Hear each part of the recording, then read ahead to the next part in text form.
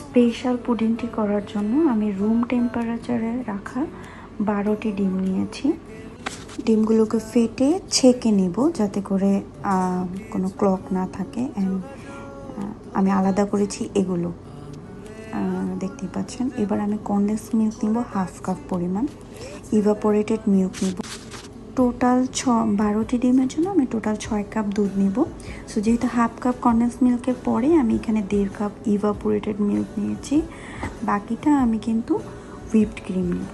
Whipped cream এখান থেকে আমি বাকি 4 কাপের মতন করে আমি টোটাল 6 কাপ মিল্ক নিয়েছি।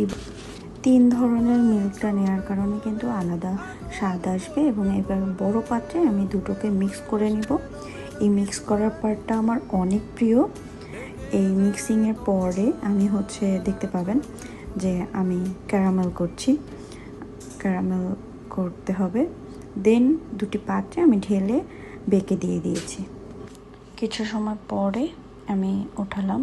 এবার দেখি ওঠানোর পর কি লুক আসে। ওয়াও, এত সুন্দর! এটা মুখে দিলেই গলে যাবে। পুরোটা আমি উঠাই, অসাধারণ লাগছে। ওয়াও!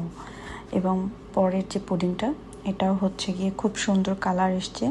এটা মুখে দিলেই গলে যাবে, আই এম শিওর। এবং এই পুরো আউটলুক। এবং এবার আমি ঠান্ডা হতে দিব।